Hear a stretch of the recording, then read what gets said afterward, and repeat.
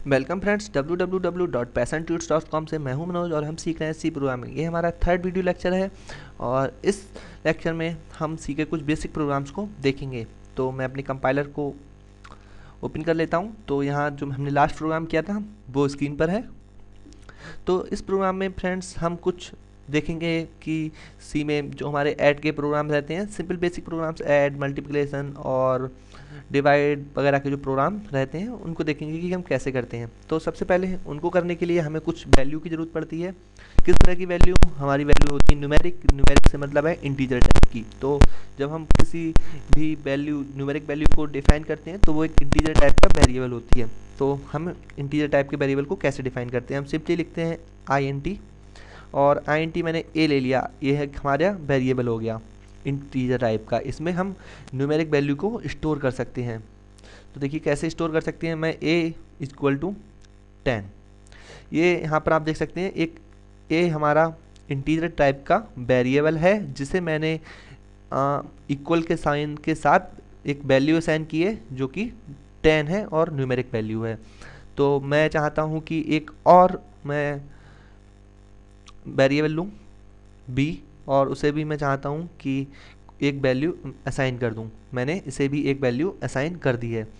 तो फ्रेंड्स आप समझ रहे होंगे कि हमारा जो न्यूमेरिक वैल्यू रहती हैं 1 2 3 4 5 या 100 200, वो एक इंटीजर टाइप की वो इंटीजर टाइप के वेरिएबल्स होते हैं। तो मैंने यहाँ दो डिफाइन किए हुए हैं, a और b वेरिएबल्स लिए हुए हैं। मैं इनको सेमी कॉलन से टर्मिनेट कर देता हूँ क्योंकि जब प्रोग्राम आएगा तो प्रोग्राम पहले मेन पार्ट को देखेगा कि मेन पार्ट कहाँ है, उसके बाद ये देखेगा कि इंटीजर वैल्यू a = 10 है, ठीक है, इसे छोड़ दो, इसे ले लिया, फिर नेक्स्ट लाइन पे आएगा, फिर इसे देखेगा, अब इसे छोड़ दो, फिर नेक्स्ट लाइन पे आएगा, इस टाइप से वर्क करेगा। तो मैंने यहाँ दो वैल्यूज़ को ले लिया है। मैं एक और इंटीजर लेता हूँ सम, और सम को मैं एक वैल्यू असाइन करता हूँ। वो वैल्यू होगी मेरी a + b। अब आप कहेंगे कि अभी बोल रहे थे कि इंटीजर में जो न्यूमेरिक वैल्यू आती है अभी a और +b कैसे वैल्यू कैसे असाइन हो गई? तो फ्रेंड्स उसका मैं बताता हूँ। देखिए क्या है, यहाँ मैंने a और b को ऑलरेडी डिफाइन कर रखा है कि इनकी वैल्यू, a की वैल्यू को मैंने 10 दिया हुआ है और b की वैल्यू को मैंने 20 दिया हुआ है। तो मैंने एक सम नाम का एक वेरिएबल लिया, उसमें मैंने a + b लगाया। तो ऑब्वियसली अगर a और b का जो ऐड आएगा वो एक 30 आएगा और 30 एक न्यूमेरिक वैल्यू है। तो कोई इसमें मुझे प्रॉब्लम नहीं होगी, मेरा प्रोग्राम अच्छे से वर्क करेगा। तो आइए देखते हैं कैसे वर्क करेगा।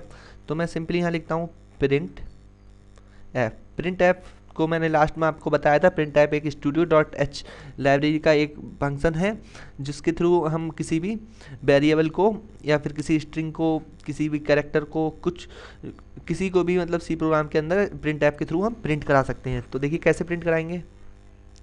मैं डबल कोट्स के अंदर लिखता हूँ द एड के बाद मुझे ज़रूरत पड़ेगी एक साइन की जिसे हम कहते हैं % या परसेंटाइल डी।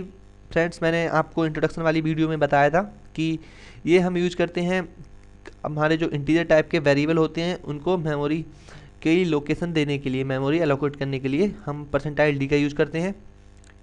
परसेंटाइल डी दिया मैंने और यहाँ कॉमा लगा के मुझे क्या अपनी स्क्रीन पे चाहिए, मुझे सम चाहिए a और b का। तो मैं सम को लिख दूंगा यहाँ पर और मैं इसको टर्मिनेट कर दूंगा। मैं आगे गेट cs लिखता हूँ जिससे मेरी स्क्रीन कुछ टाइम के लिए होल्ड हो जाए, जिससे मैं आराम से अपना आउटपुट देख सकूँ। मैं इसे कंपाइल कराता हूँ, कोई एरर नहीं है, कोई वार्निंग नहीं है। मैं इसे रन कराता हूँ। The add is 30। तो हमारा प्रोग्राम आउटपुट सही दे रहा है। तो मैं कोई की प्रेस करता हूँ, ये ऑटोमेटिकली बंद हो जाएगा। तो फ्रेंड्स यहाँ देखिएगा परसेंटाइल डी हम यूज़ करते हैं इंटीजर टाइप के वेरिएबल्स को प्रिंट कराने के लिए या फिर इंटीजर टाइप के वेरिएबल्स से यूजर से इनपुट लेने के लिए। वो मैं आपको आगे लेक्चर में बताऊंगा। फिलहाल आप यहाँ देखिए मैंने यहाँ परसेंटाइल डी दिया और यहाँ पर मैंने सिंपली अपने वेरिएबल का जिसे मैं प्रिंट कराना चाहता था उसका नाम दे दिया। तो फ्रेंड्स हमारा प्रोग्राम किस तरह से रन होता है, ये मेन को ढूंढता है और ऊपर से इस तरह से नीचे आता है। उसके बाद क्या करता है, ये पहले देखता है 10 = a। तो ये अपने अंदर समझ लेता है कि a की वैल्यू 10 है और फिर नीचे आता है, फिर समझ लेता है b की वैल्यू 20 है। उसके बाद यहाँ पर ये नीचे आता है, फिर यहाँ पर सिंपली अपनी बी की वैल्यू 20 रखेगा, उसके बाद प्लस है तो फिर प्लस कर देगा 10 के साथ में, फिर सम को एक वैल्यू असाइन कर देगा 30। अब फिर मैं नीचे आ रहा हूँ, नीचे वाली लाइन में ये स्टेटमेंट को देखता है। इस स्टेटमेंट में इस तरह से लिखा हुआ परसेंटाइल डी, यानी कि एक वैल्यू प्रिंट करानी है जिसकी लोकेशन सम है, तो सम को वैल्यू उसने 30 असाइन कर रखी है, तो उसने सिंपली 30 प्रिंट कर दिया। ओके, आते हैं नेक्स्ट वीडियो में और देखते हैं कुछ और प्रोग्राम्स।